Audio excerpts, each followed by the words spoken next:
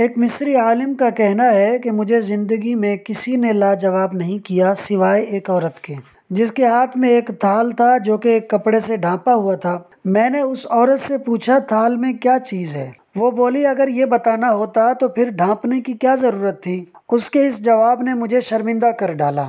یہ ایک دن کا حکیمانہ قول نہیں بلکہ ساری زندگی کی دانائی کی بات ہے۔ کوئی بھی چیز چھپی ہو تو اس کے انکشاف کی کوشش نہ کریں۔ کسی بھی شخص کا دوسرا چہرہ تلاش کرنے کی کوشش نہ کریں، بھلے آپ کو یقین ہو کہ وہ برا ہے۔ آپ کے لیے یہی کافی ہے کہ اس نے آپ کا احترام کیا اور اپنا اچھا چہرہ، اچھا کردار آپ کے سامنے پیش کیا۔ بس اسی پر اکتفا کریں۔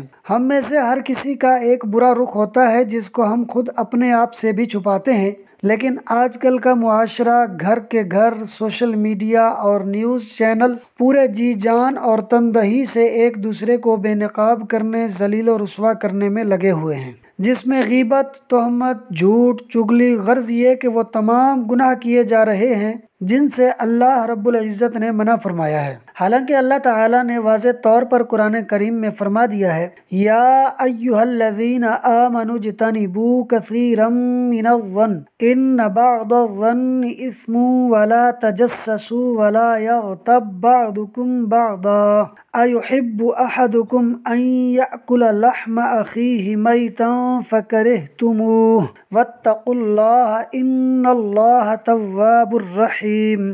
اے ایمان والو، بہت زیادہ گمان کرنے سے بچو، بے شک کوئی گمان گناہ ہو جاتا ہے، اور پوشیدہ باتوں کی جستجو نہ کرو اور ایک دوسرے کی غیبت نہ کرو۔ کیا تم میں سے کوئی پسند کرے گا کہ اپنے مرے ہوئے بھائی کا گوشت کھائے؟ تو یہ تمہیں ناپسند ہوگا۔ اور اللہ سے ڈرو، بے شک اللہ بہت توبہ قبول کرنے والا مہربان ہے۔ جتنے ہم گناہ کرتے ہیں، اگر ہمیں ایک دوسرے کا پتہ چل جائے تو ہم ایک دوسرے کو دفن بھی نہ کریں۔ جتنے گناہ ہم کرتے ہیں ان سے 1000 گنا زیادہ وہ ستار رب ان گناہوں پر پردے ڈالتا ہے۔ اول تو کسی کی ٹوہ میں نہ پڑیں، اور اگر اتفاقی طور پر آپ کو کسی کا عیب معلوم بھی ہو جائے تو بھی اسے چھپائیں کہ آپ وہ تیسرے شخص بن چکے ہیں کہ جو اس بندے اور اللہ کے علاوہ ہیں جو اس بندے کے عیب کو جانتے ہیں۔ جب رب نے اس بندے کا ستر یعنی پردہ رکھا ہے تو آپ بھی پردہ رکھیں، اور اکیلے میں سمجھا سکتے ہیں تو سمجھائیں۔ اگر آپ کی وجہ سے اسے شرمندگی ہوئی تو کل قیامت کے دن اللہ پوچھ لے گا کہ جب میں نے اپنے بندے کی پردہ پوشی کی